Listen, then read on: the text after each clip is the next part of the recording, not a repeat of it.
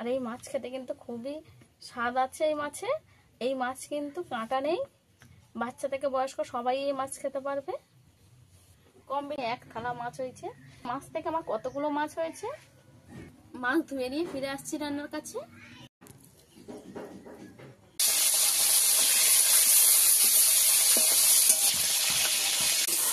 মশলা থেকে ভালোভাবে তেল ছেড়ে গেছে, আরও একটু বসিয়ে নেব। এইভাবে একটু নেড়ে দেবো। মাছের রেসিপিটা রেডি হয়ে গেছে। দেখতে কত সুন্দর হয়েছে দেখুন বন্ধুরা, দেখতে যেমন সুন্দর খেতেও কিন্তু অতটাই সুন্দর। তাই বলবো একবার হলেও এইভাবে আপনারা বাড়িতে বানিয়ে খেয়ে দেখবেন, আশা করছি আপনাদের খুবই ভালো লাগবে।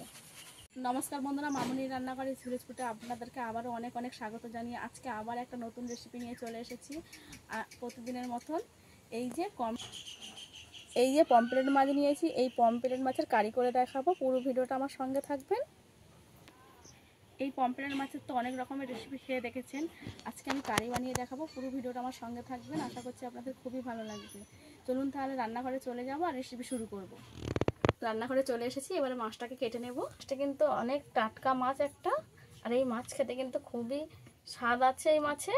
এই মাছ কিন্তু কাঁটা নেই, বাচ্চা থেকে বয়স্ক সবাই এই মাছ খেতে পারবে।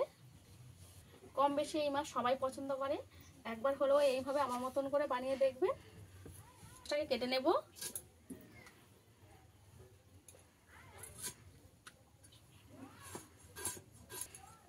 এই মাছের ছোট ছোট আঁশ হয়, এইভাবে চেঁচে দিলে উঠে যাবে।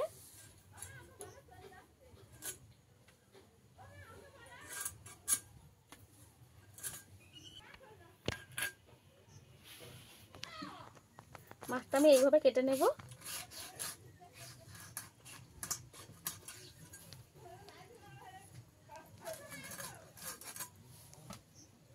এখান থেকে হাত ঢুকিয়ে ময়লাটাকে বের করে দেব। এই মাছের ডিম হয়েছে, পমফ্রেট মাছটার ডিম হয়েছে। এইভাবে আমি পিস করে নেব।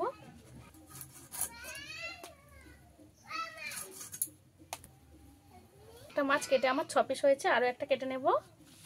এই পাখনাগুলো খুবই নরম।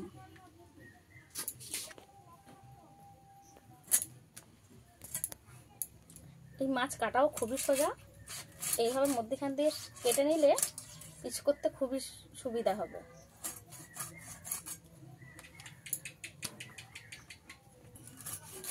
এইভাবে মাছ কেটে নিলে সব পিসগুলো একই সমানে হবে।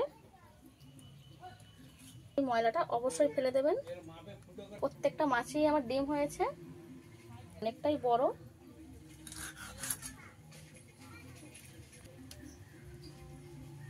কম মাছ কেটে নিয়ে এক থালা মাছ হয়েছে।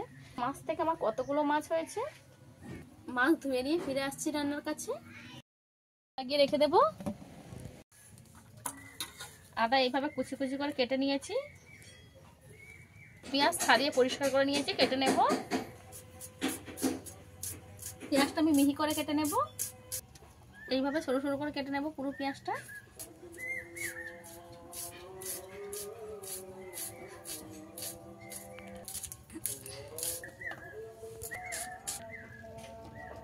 কেটে নিয়েছি। কাঁচা লঙ্কা এইভাবে দুটো চেরা করে নেব। পাতিলেবু নিয়ে নিয়েছি, কেটে নেব। এদের মধ্যে গাছের পাতিলেবু কত বড় হয়েছে দেখুন বন্ধুরা। এই সাইড থেকে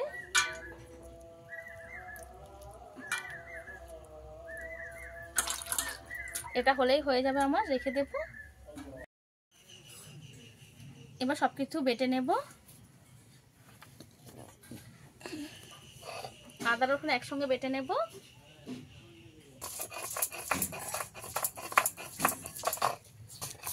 আদা রসুন একসঙ্গে মিহি করে বেটে নিয়েছি, তুলে নেব। পেঁয়াজটাও বেটে নেব।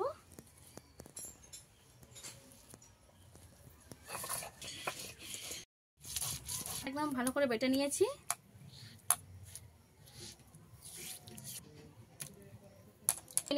বেটে নেব। যেটাও মিহি করে বেটে নিচ্ছি, তুলে নেব। এখানে আমি মাছটাকে নিয়ে নিয়েছি, একটু লেবুর রস দিয়ে দেবো মাছের মধ্যে।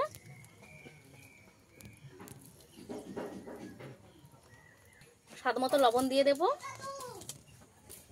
হলুদ গুঁড়ো দিয়ে দেবো, কিছু একসঙ্গে ভালো করে হাত দিয়ে মেখে নেব। লবণ, হলুদ আর লেবু এর রস একসঙ্গে ভালো করে মাখিয়ে নিয়েছি। একে একে মাছ দিয়ে দেবো।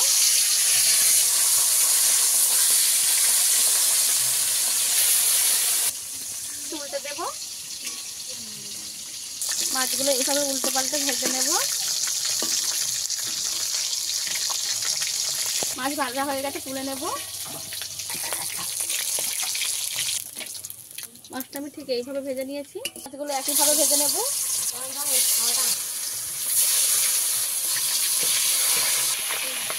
শুধু উল্টে দেবো।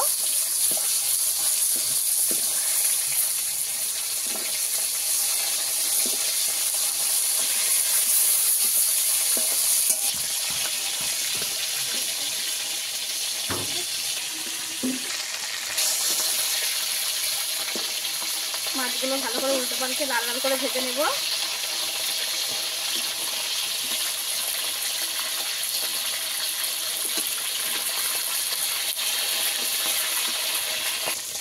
মাছগুলো ভাজা হয়ে গেছে, তুলে নেব।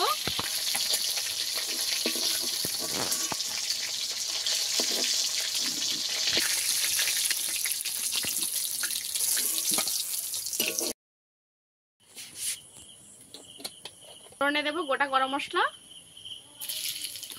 ভালোভাবে ভাজা হয়ে গেছে, বেটে রাখা পেঁয়াজটা দিয়ে দেব।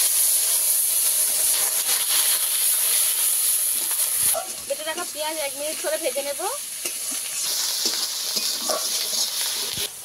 পেঁয়াজটা আমি 1 মিনিট ধরে ভেজে নিয়েছি এইভাবে। আদা রসুন বাটা দিয়ে দেব।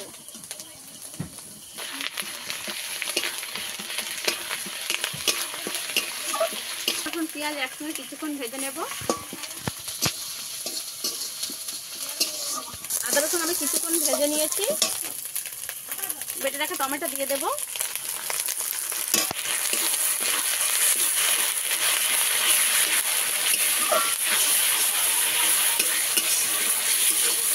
সব মশলা দিয়ে দেবো। গুঁড়ো দিয়ে দেবো, লঙ্কা গুঁড়ো দিয়ে দেবো, ধনে গুঁড়ো দিয়ে দেবো, লবণ দিয়ে দেবো, দিয়ে ভালো করে কষিয়ে নেব। দেখা জিরেটাও দিয়ে দেবো।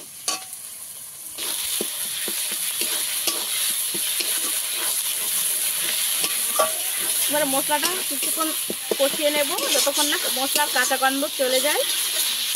অল্প জল দেব। মশলা ভালো করে কয়েক মিনিট কষিয়ে নিয়েছি। মশলা থেকে ভালোভাবে তেল ছেড়ে গেছে, আরও একটু কষিয়ে নেব। আমি ভালো করে কষিয়ে নিয়েছি, এখন জল দিয়ে দেব। এখানে আমি 2 বাটি জল দিয়ে দিয়েছি। ভালো করে এবার ফুটিয়ে নেব। তবে ফুটে গেছে, কয়েকটা কাঁচা লঙ্কা উপর থেকে দিয়ে দেব। ভেজে রাখা মাছটা দিয়ে দেব।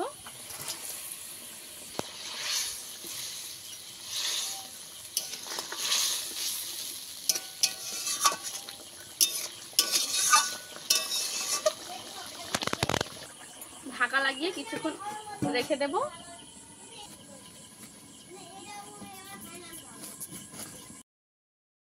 নেব। পা দিয়ে রেখে দিয়েছিলাম 5 মিনিট এটাকে আমি ঢাকা লাগিয়ে ভালো করে সেদ্ধ করে নিয়েছি। রান্নাটা একদম আমার রেডি হয়ে গেছে।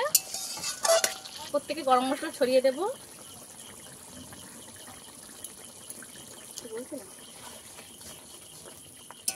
এইভাবে একটু নেড়ে দেব।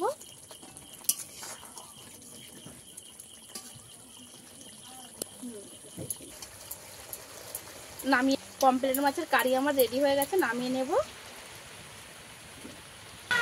এই যে নামিয়ে নিয়েছি পমফ্রেট মাছটা। আমার এই পমফ্রেট মাছের রেসিপিটা রেডি হয়ে গেছে। দেখতে কত সুন্দর হয়েছে দেখুন বন্ধুরা। দেখতে যেমন সুন্দর, খেতেও কিন্তু অতটাই সুন্দর।